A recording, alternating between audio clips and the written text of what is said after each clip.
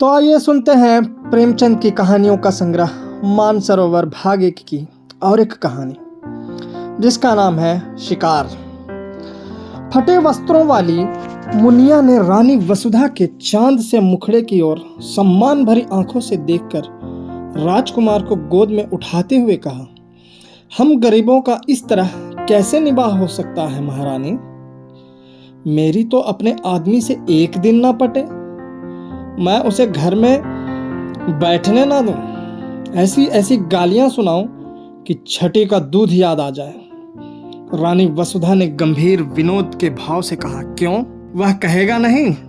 तू मेरे बीच में बोलने वाली कौन है? मेरी जो इच्छा होगी वह करूंगा। तू अपना रोटी कपड़ा मुझसे लिया कर, तुझे मेरी दूसरी बातों से क्या मतलब?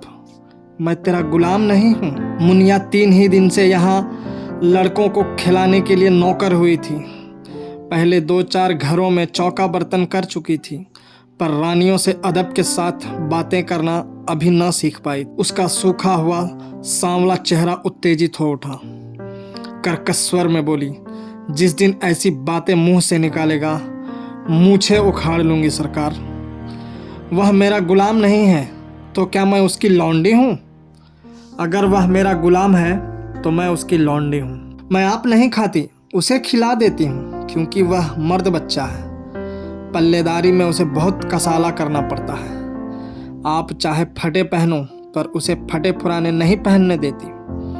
जब मैं उसके लिए इतना करती हूँ तो मजाल है कि वह मुझसे आंखें दिखाए। अपने घर को आदमी इसलिए तो छाता पोंछता है कि उससे बरखा बूंदी में बचाव हो। अगर यह डर लगा रहे कि घर ना जाने कब गिर पड़ेगा तो ऐसे घर में कौन रहेगा? उससे तो ऊँख की छां ही कहीं अच्छी। कल ना जाने कहाँ बैठा गाता बजाता रहा, 10 बजे रात को घर आया। मैं रात भर उससे बोली ही नहीं, लगा पैरों पड़ने, घिघियाने। तब मुझे दया आ गई। यही मुझ में एक बुराई है, मुझसे उसकी रोती सूरत नहीं देखी जाती। इसी से वह कभी कभी बहक जाता है, पर अब मैं पक्की हो गई हूँ। फिर किसी दिन झगड़ा किया तो या वही रहेगा या मैं ही रहूँगी। क्यों किसी की धौंस सहूं सरकार? जो बैठ कर खाए वह धौंस सहे। यहाँ तो बराबर की कमाई करती हूँ। वसुधा ने उसी गंभीर भाव से फिर पूछा, अगर वह तुझे बैठा कर खिलाता तब भी उसकी धौंस सहती? मुनिया जैसे लड़ने पर उतारू हो गई। बोली, बैठा कर कोई क्या खिलाएगा सरकार? मर्द बाहर काम करता है तो हम भी घर में काम करती हैं कि घर के काम में कुछ लगता ही नहीं। बाहर के काम से तो रात को छुट्टी मिल जाती है, घर के काम से तो रात को भी छुट्टी नहीं मिलती। पुरुष यह चाहे कि मुझे घर में बिठाकर आप सैर सपाटा करें तो मुझसे तो ना सहा जाए। यह कहती हुई मुनिया राजकुमार को लिए हुए बाहर चली गई। वसुधा ने थकी हुई रुआंसी आंखों से खिड़की की ओर देखा। बाहर हरा भरा बाग था, जिसके रंग बिरंगे फूल यहाँ से साफ नजर आ रहे थे, और पीछे एक विशाल मंदिर आकाश में अपना सुनहला मस्तक उठाए सूर्य से आंखें मिला रहा था। स्त्रियां रंग बिरंगे वस्त्राभूषण पहने पूजन करने आ रही थी। मंदिर की दाहिनी तरफ तालाब में कमल प्रभात के सुनहले आनंद से मुस्कुरा रहे थे, और कार्तिक की शीत रवि छवि जीवन ज्योति लुटाती फिरती थी। पर प्रकृति की यह सुरमय शोभा वसुधा को कोई हर्ष न प्रदान कर सकी। उसे जान पड़ा प्रकृति उसकी दशा पर व्यंग से मुस्कुरा रही है। उसी सरोवर के तट पर केवट का एक टूटा फूटा झोपड़ा किसी अभागिनी वृद्धा की भांति रो रहा था। वसुधा की आंखें सजल हो गई।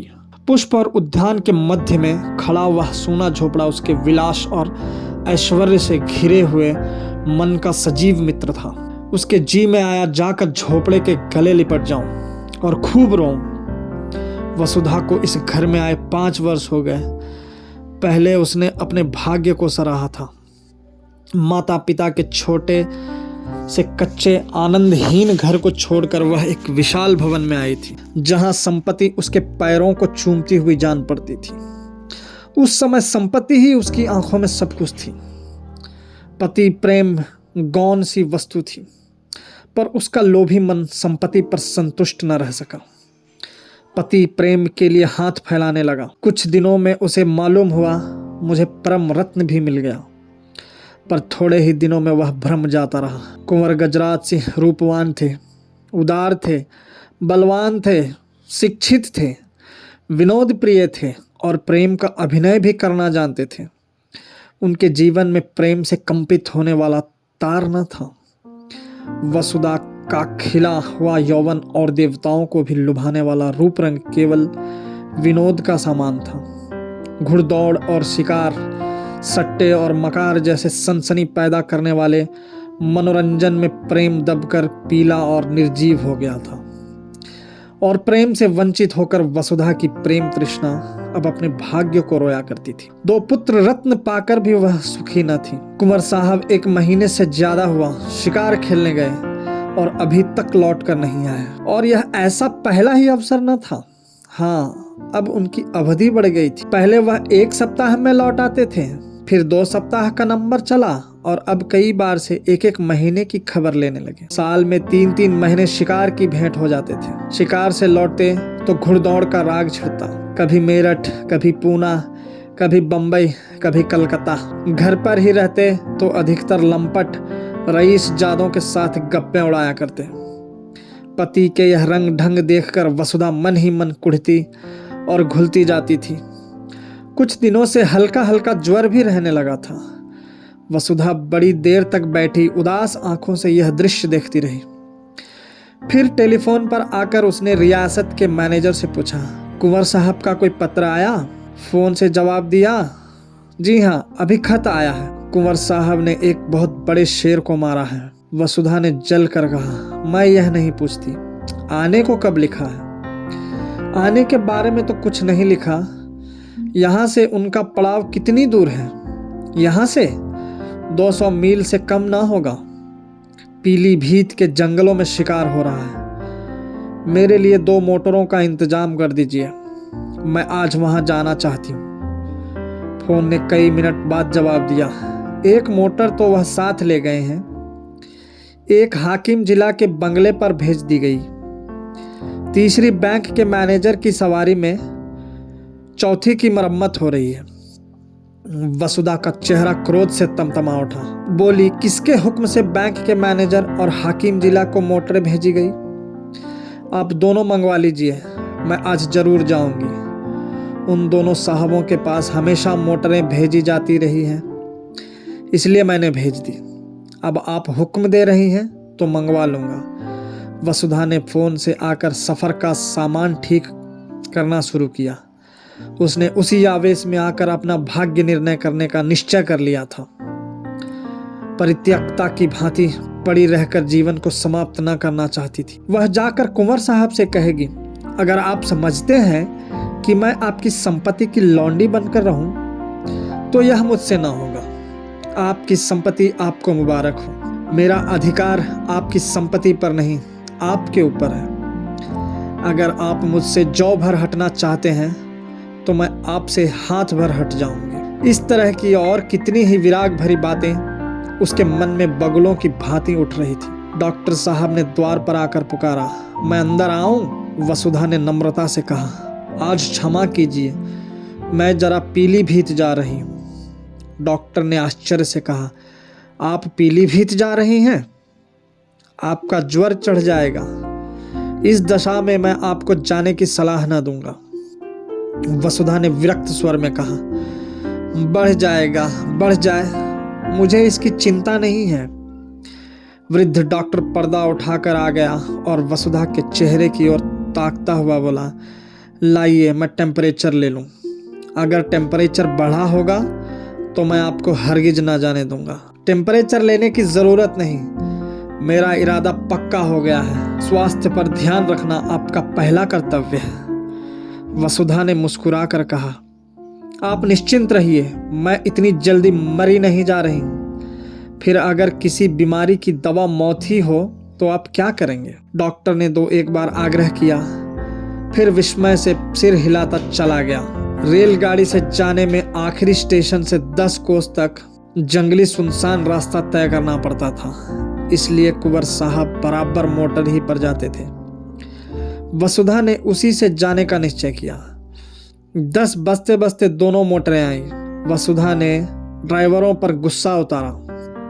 अब मेरे हुक्म के बगैर कहीं मोटर ले गए तो मोटर का किराया तुम्हारी तलब से काट लूंगी। अच्छी दिल लगी है, घर को रोए बन की गाय। हमने अपने आराम के लिए मोटरें रखी हैं, किसी की खुशामद करने के लिए नहीं। जिसे मोटर पर सवार होने का शौक हो मोटर खरीदे। यह नहीं कि हलवाई की दुकान देखी और दादे का फातिहा पढ़ने बैठ गए। वह चली तो दोनों बच्चे कुनमुनाए, मगर जब मालूम हुआ कि अम्मा बड़ी दूर हवा को मारने जा रही है तो उनका यात्रा प्रेम ठंडा पड़ गया। वसुधा ने आज सुबह से उन्हें प्यार ना किया था। उसने जलन में सोचा, मैं ही क्यों इन्हें प्यार करूं, मैं ही इनका ठेका लिया है। वह तो वहां जाकर चैन करे और मैं यहाँ इन्हें छाती से लगाए बैठी रहूं। लेकिन चलते समय माता का हृदय पुलक उठा। दोनों को बारी बारी से गोद में लिया, चूमा, प्यार किया और घंटे भर में लौट आने का वचन देकर वह सजल नेत्रों के साथ घर से निकली। मार्ग में भी उसे बच्चों की याद बार बार आती रही। रास्ते में कोई गांव आ जाता और छोटे छोटे बालक मोटर की दौड़ देखने के लिए घरों से निकल आते और सड़क पर खड़े होकर तालियां बजाते हुए मोटर का स्वागत करते। तो वसुधा का जी चाहता इन्हें गोद में उठाकर प्यार कर लो। मोटर जितने वेग से आगे जा रही थी उतने ही वेग से उसका मन सामने के वृक्ष समूहों के पीछे की ओर उड़ा जा रहा था। कई बार इच्छा हुई घर लौट चलूं। जब उन्हें मेरी रत्ती भर परवाह नहीं है तो मैं ही क्यों उनकी फिक्र में प्राण दूं। जी चाहे आवे या ना आवे, लेकिन एक बार पति से मिलकर उनसे खरी खरी बात करने के प्रलोभन को वह न रोक सकी। सारी देह थक कर चूर चूर हो रही थी। ज्वर भी हो आया था, सिर पीड़ा से फटा पड़ता था, पर वह संकल्प से सारी बाधाओं को दबाए आगे बढ़ती जाती थी। यहाँ तक कि जब वह 10 बजे रात को जंगल के उस डाक बंगले में पहुंची तो उसे तन बदन की सुधि न थी। जोर का ज्वर चढ़ा हुआ था। शोर की आवाज सुनते ही कुंवर साहब निकल आए और पूछा, तुम यहाँ कैसे आए जी, कुशल तो है? सोफर ने समीप आकर कहा, रानी साहब आई हैं हुजूर। रास्ते में बुखार हो आया, बेहोश पड़ी हुई है।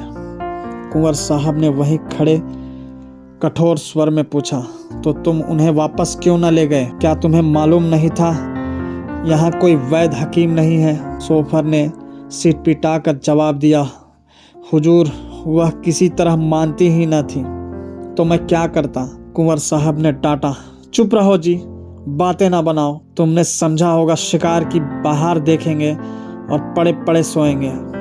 तुमने वापस चलने को कहा ही ना होगा। सोफर, वह मुझे डांटती थी हुजूर।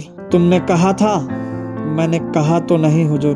बस तो चुप रहो, मैं तुमको भी पहचानता हूँ। तुम्हें मोटर लेकर इसी वक्त लौटना पड़ेगा। और कौन कौन साथ है? सोफर ने दबी हुई आवाज में कहा, एक मोटर पर बिस्तर और कपड़े हैं, एक पर खुद रानी साहब है। यानी और कोई साथ नहीं है? हुजूर मैं तो हुक्म का ताबेदार हूँ। बस चुप रहो।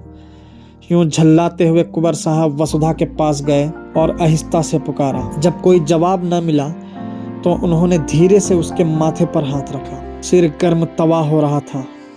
उस ताप ने मानो उनकी सारी क्रोध ज्वाला को खींच लिया। लपक कर बंगले में आए, सोए हुए आदमियों को जगाया, पलंग बिछवाया, अचेत वसुधा को गोद में उठाकर कमरे में लाए और पलंग पर लिटा दिया। फिर उसके सिरहाने खड़े होकर उसे व्यथित नेत्रों से देखने लगे। उस धूल से भरे मुखमंडल और बिखरे हुए रज रंजित केसों में आज उन्होंने आग्रह में प्रेम की झलक देखी। अब तक उन्होंने वसुधा को विलासिनी के रूप में देखा था, जिसे उनके प्रेम की परवाह न थी, जो अपने बनाव श्रृंगार ही में मगन थी। आज धूल के पाउडर और पोमेड में वह उसके नृत्य का दर्शन कर रहे थे। उसमें कितना आग्रह था, कितनी लालसा थी। अपनी उड़ान के आनंद में डूबी हुई अब वह पिंजरे के द्वार पर आकर पंख फड़फड़ा रही थी। पिंजरे का द्वार खुलकर क्या उसका स्वागत न करेगा? रसोइये ने पूछा, क्या सरकार अकेले आई हैं? कुंवर साहब ने कोमल कंठ से कहा, हाँ जी, और क्या, इतने आदमी हैं, किसी को साथ न लिया। आराम से रेलगाड़ी से आ सकती थी, यहाँ से मोटर भेज दी जाती। मन ही तो है, कितने जोर का बुखार है कि हाथ नहीं रखा जाता। जरा सा पानी गर्म करो और देखो कुछ खाने को बना लो। रसोइये ने सोचा, ठकुर सोहाती की 100 कोस की दौड़ बहुत होती है सरकार। सारा दिन बैठे बैठे बीत गया। कुंवर साहब ने वसुधा के सिर के नीचे तकिया सीधा करके कहा, कचूमर तो हम लोगों का निकल जाता है, 2 दिन तक कमर नहीं सीधी होती, फिर इनकी क्या बात है, ऐसी बेहुदा सड़क दुनिया में ना होगी। यह कहते हुए उन्होंने एक शीशी से तेल निकाला और वसुधा के सिर में मलने लगे। वसुधा का ज्वर 21 दिन तक ना उतरा। घर के डॉक्टर आए, दोनों बालक, मुनिया, नौकर चाकर सभी आ गए। जंगल में मंगल हो गया। वसुधा खाट पर पड़ी पड़ी कुंवर साहब की शुश्रूषाओं में अलौकिक आनंद और संतोष का अनुभव किया करती। वह दोपहर दिन चढ़े तक सोने के आदी थी। कितने सवेरे उठते, उसके पथ्य और आराम की जरा जरा सी बातों का कितना ख्याल रखते। जरा देर के लिए स्नान और भोजन करने जाते, फिर आकर बैठ जाते। एक तपस्या सी कर रहे थे। उसका स्वास्थ्य बिगड़ता जाता था। चेहरे पर स्वास्थ्य की लाली न थी। कुछ व्यस्त से रहते थे। एक दिन वसुधा ने कहा, तुम आजकल शिकार खेलने क्यों नहीं जाते? मैं तो शिकार खेलने ही आई थी, मगर ना जाने किस बुरी साइट से चली कि तुम्हें इतनी तपस्या करनी पड़ गई। अब मैं बिल्कुल अच्छी हूँ, जरा आईने में अपनी सूरत तो देखो। कुंवर साहब को इतने दिनों शिकार का कभी ध्यान ही ना आया था। इसकी चर्चा ही ना होती थी। शिकारियों का आना जाना, मिलना जुलना बंद था। एक बार साथ के एक शिकारी ने किसी शेर का जिक्र किया था। कुंवर साहब ने उसकी ओर कुछ ऐसी कड़वी आंखों से देखा कि वह सूख सा गया। वसुधा के पास बैठने, उससे कुछ बातें करके उसका मन बहलाने, दवा और पथ्य बनाने में ही उन्हें आनंद मिलता था। उनका भोग विलास जीवन के इस कठोर व्रत में जैसे बूझ गया। वसुधा की एक हथेली पर उंगलियों से रेखा खींचने में मग्न थे। शिकार की बात किसी और के मुंह से सुनी होती तो फिर उसी आग्नेय नेत्रों से देखते। वसुधा के मुंह से यह चर्चा सुनकर उन्हें दुख हुआ। वह उन्हें इतना शिकार का आसक्त समझती है। अमरस भरे स्वर में बोले, हाँ, शिकार खेलने का इससे अच्छा और कौन अवसर मिलेगा। वसुधा ने आग्रह किया, मैं तो अब अच्छी हूँ, सच देखो। आईने की ओर दिखाकर, मेरे चेहरे पर वह पीलापन नहीं रहा। तुम अलबत्ता बीमार से हो जाते हो, जरा मन बहल जाएगा। बीमार के पास बैठने से आदमी सचमुच बीमार हो जाता है। वसुधा ने साधारण सी बात कही थी, पर कुंवर साहब के हृदय पर वह चिंगारी के समान लगी। इधर वह अपने शिकार के खप्त पर कई बार पछता चुके थे। अगर वह शिकार के पीछे यूं न पड़ते तो वसुधा यहाँ क्यों आती और क्यों बीमार पड़ती। उन्हें मन ही मन इसका बड़ा दुख था। इस वक्त कुछ न बोले, शायद कुछ बोला ही न गया। फिर वसुधा की हथेली पर रेखाएं बनाने लगी।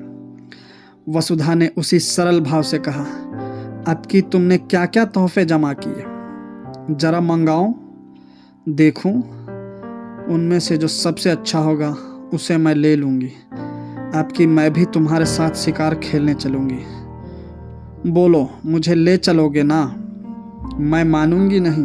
बहाने मत करने लगना। अपने शिकारी तोहफे दिखाने का कुंवर साहब को मर्ज था। सैकड़ों ही खालें जमा कर रखी थी। उनके कई कमरों में फर्श, गद्दे, कोच, कुर्सियां, मोढ़े सब खालों ही के थे। ओढ़ना और बिछौना भी खालों ही का था। बाघंबरों के कई सूट बनवा रखे थे। शिकार में वही सूट पहनते थे।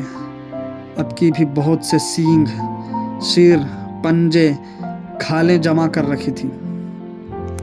वसुधा का इन चीजों से अवश्य मनोरंजन होगा। यह न समझे कि वसुधा ने सिंह द्वार से प्रवेश न पाकर चोर दरवाजे से घुसने का प्रयत्न किया है। जाकर वह चीजें उठवा लाए। लेकिन आदमियों को पर्दे की आड़ में खड़ा करके पहले अकेले ही उसके पास गए। डरते थे कहीं मेरी उत्सुकता वसुधा को बुरी ना लगे। वसुधा ने उत्सुक होकर पूछा, चीजें नहीं लाए? लाया हूं, मगर कहीं डॉक्टर साहब ना हो। डॉक्टर ने पढ़ने लिखने को मना किया था। तोहफे लाए गए। कुंवर साहब एक एक चीज निकाल कर दिखाने लगे। वसुधा के चेहरे पर हर्ष की ऐसी लाली हफ्तों से न दिखी थी, जैसे कोई बालक तमाशा देखकर मगन हो रहा हो। बीमारी के बाद हम बच्चों की तरह जिद्दी, उतने ही आतुर, उतने ही सरल हो जाते हैं। जिन किताबों में भी मन ना लगा हो वह बीमारी के बाद पढ़ी जाती है। वसुधा जैसे उल्लास की गोद में खेलने लगी। चीतों की खालें थी, बाघों की, मृगों की, शेरों की। वसुधा हर एक खाल नई उमंग से देखती, जैसे बायोस्कोप के एक चित्र के बाद दूसरा चित्र आ रहा हो। कुंवर साहब एक एक तोहफे का इतिहास सुनाने लगे। यह जानवर कैसे मारा गया, उसके मारने में क्या क्या बाधाएं पड़ी, क्या क्या उपाय करने पड़े, पहले कहाँ गोली लगी आदि। वसुधा हरेक की कथा आंखें फाड़ फाड़ कर सुन रही थी। इतना सजीव स्फूर्तिमय आनंद उसे आज तक किसी कविता, संगीत या आमोद में भी ना मिला था।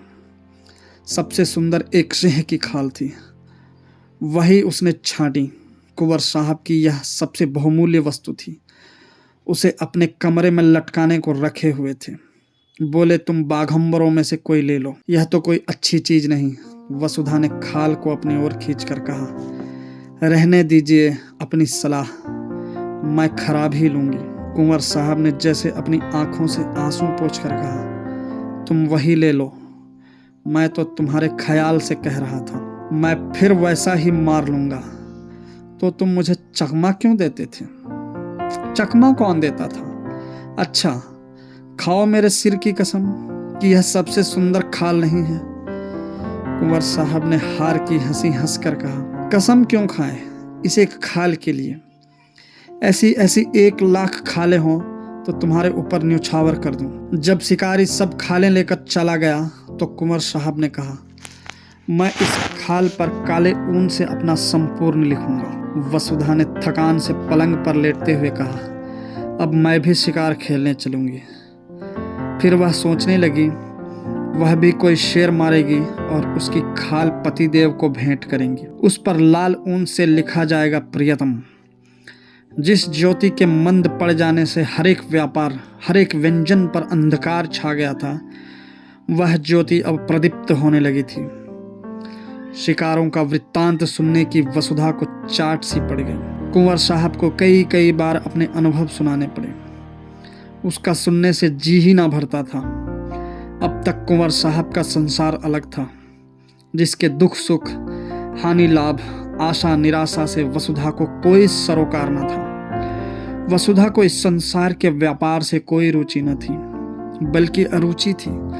कुंवर साहब इस पृथक संसार की बातें उससे छिपाते थे, पर अब वसुधा उनके इस संसार में एक उज्जवल प्रकाश, एक वरदानों वाली देवी के समान अवतरित हो गई थी। एक दिन वसुधा ने आग्रह किया, मुझे बंदूक चलाना सिखा दो। डॉक्टर साहब की अनुमति मिलने में विलंब न हुआ। वसुधा स्वस्थ हो गई थी। कुंवर साहब ने शुभ मुहूर्त में उसे दीक्षा दी। उस दिन से जब देखो वृक्षों की छाह में खड़ी निशाने का अभ्यास कर रही है और कुंवर साहब खड़े उसकी परीक्षा ले रहे हैं। जिस दिन उसने पहली चिड़िया मारी, कुंवर साहब हर्ष से उछल पड़े। नौकरों को इनाम दिया, ब्राह्मणों को दान दिया गया।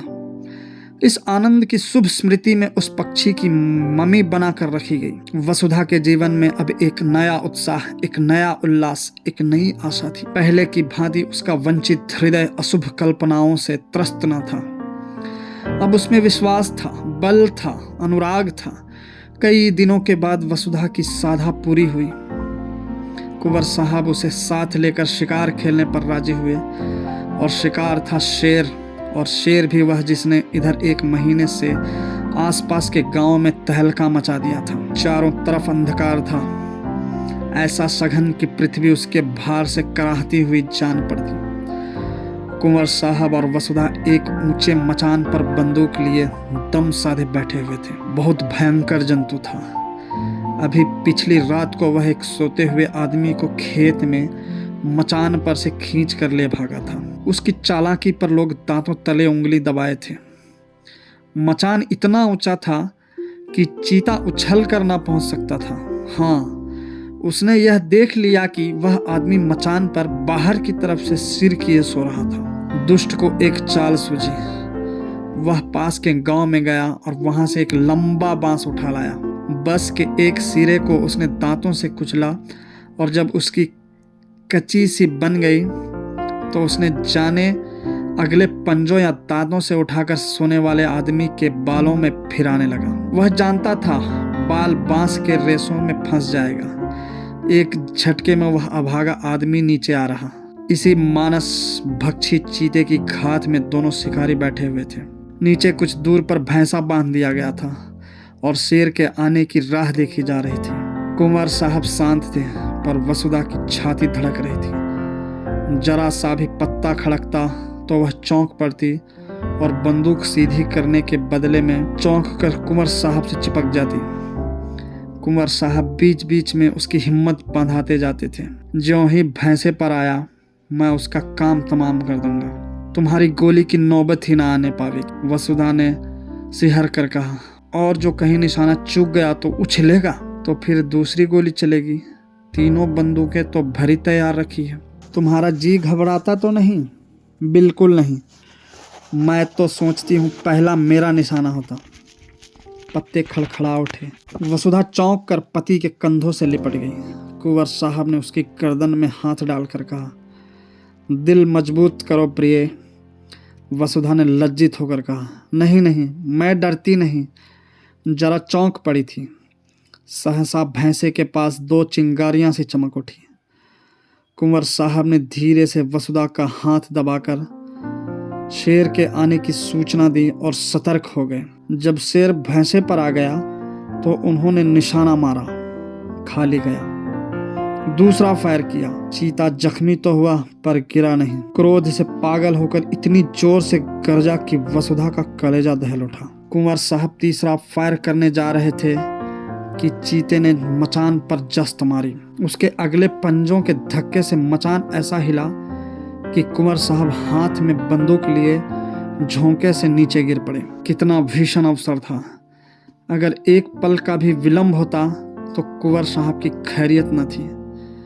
शेर की जलती हुई आंखें वसुधा के सामने चमक रही थी। उसकी दुर्गंध में सांस देह में लग रही थी। हाथ पांव फूले हुए थे। आंखें भीतर को सिकुड़ी जा रही थी। पर इस खतरे ने जैसे उसकी नाड़ियों में बिजली भर दी। उसने अपनी बंदूक संभाली। शेर के और उसके बीच में 2 हाथ से ज्यादा अंतर न था। वह उचक्कर आना ही चाहता था कि वसुधा ने बंदूक की नली उसकी आंखों में डालकर बंदूक छोड़ी। धाएं। शेर के पंजे ढीले पड़े, नीचे गिर पड़ा। अब समस्या भीषण थी। शेर से 3-4 कदम पर ही कुंवर साहब गिरे पड़े थे। शायद चोट ज्यादा आई हो। शेर में अगर अभी दम है तो वह उन पर जरूर वार करेगा। वसुधा के प्राण आंखों में थे और बल कलाइयों में। इस वक्त कोई उसकी देह में भाला भी चुभा देता तो उसे खबर ना होती। वह अपने होश में न थी। उसकी मूर्छा ही चेतना का काम कर रही थी। उसने बिजली की बत्ती जलाई। देखा शेर उठने की चेष्टा कर रहा है। दूसरी गोली सिर पर मारी और उसके साथ ही रिवॉल्वर लिए नीचे कूदी। शेर जोर से गुर्राया। वसुधा ने उसके मुंह के सामने रिवॉल्वर खाली कर दिया। कुंवर साहब संभल कर खड़े हो गए। दौड़कर उसे छाती से चिपटा लिया। अरे यह क्या? वसुधा बेहोश थी। भय उसके प्राणों को मुट्ठी में लिए उसकी आत्मरक्षा कर रहा था। भय के शांत होते ही मूर्छा आ गई। 3 घंटों के बाद वसुधा की मूर्छा टूटी। उसकी चेतना अब भी उन्हीं भयप्रद परिस्थितियों में विचर रही थी। उसने धीरे से डरते डरते आंखें खोली। कुंवर साहब ने पूछा, कैसा जी है प्रिय? वसुधा ने उनकी रक्षा के लिए दोनों हाथों का घेरा बनाते हुए कहा, वहां से हट जाओ। ऐसा ना हो झपट पड़े। कुंवर साहब ने हंसकर कहा, शेर कब का ठंडा हो गया, वह बरामदे में पड़ा है। ऐसे डिलडॉल का और इतना भयंकर सिंह मैंने नहीं देखा। वसुधा, तुम्हें चोट तो नहीं आई? कुंवर, बिल्कुल नहीं। तुम कूद क्यों पड़ी? पैरों में बड़ी चोट आई होगी। तुम जीती कैसे यह आश्चर्य है। मैं तो इतनी ऊंचाई से कभी न कूद सकता। वसुधा ने चकित होकर कहा, मैं कहाँ कूदी? शेर मचान पर आया, इतना याद है। उसके बाद क्या हुआ मुझे कुछ याद नहीं। कुंवर को भी विस्मय हुआ। वाह, तुमने उस पर 2 गोलियां चलाई। जब वह नीचे गिरा तो तुम भी कूद पड़ी और उसके मुंह में रिवॉल्वर की नली ठूंस दी। बस वहीं ठंडा हो गया। बड़ा बेहयात जानवर था। अगर तुम चूक जाती तो वह नीचे आते ही मुझ पर जरूर चोट करता। मेरे पास तो छुरी भी न थी। बंदूक हाथ से छूटकर दूसरी तरफ गिर गई थी। अंधेरे में कुछ सुझाई न देता था। तुम्हारे ही प्रभाव से इस वक्त मैं यहाँ खड़ा हूँ। तुमने मुझे प्राण दान दिए। दूसरे दिन प्रातःकाल यहाँ से कूच हुआ। जो घर वसुधा को फाड़े खाता था उसमें आज जाकर ऐसा आनंद आया जैसे किसी बिछुड़े मित्र से मिली हो। हर एक वस्तु उसका स्वागत करती हुई मालूम होती थी। जिन नौकरों और लौंडियों से वह महीनों से सीधे मुंह ना बोली थी, उनसे वह आज हंस हंस कर कुशल पूछती और गले मिलती थी, जैसे अपनी पिछली रुखाइयों की पटौती कर रही हो। संध्या का सूर्य आकाश के स्वर्ण सागर में अपनी नौका खेता हुआ चला जा रहा था। वसुधा खिड़की के सामने कुर्सी पर बैठकर सामने का दृश्य देखने लगी। उस दृश्य में आज जीवन था, विकास था, उन्माद था।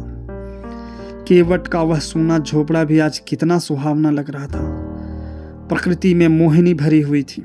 मंदिर के सामने मुनिया राजकुमारों को खिला रही थी। वसुधा के मन में आज कुलदेव के प्रति श्रद्धा जागृत हुई, जो बरसों से पड़ी सो रही थी। उसने पूजा के सामान मंगवाए और पूजा करने लगी। आनंद से भरे भंडार से अब वह कुछ दान भी कर सकती थी। जलते हुए हृदय से ज्वाला के सिवा और क्या निकलती। उसी वक्त कुंवर साहब आकर बोले, अच्छा, पूजा करने जा रही हो? मैं भी वहीं जा रहा था। मैंने एक मनौती मान रखी है। वसुधा ने मुस्कुराती हुई आंखों से पूछा, कैसी मनौती है? कुंवर साहब ने हंसकर कहा, यह ना बताऊंगा। धन्यवाद।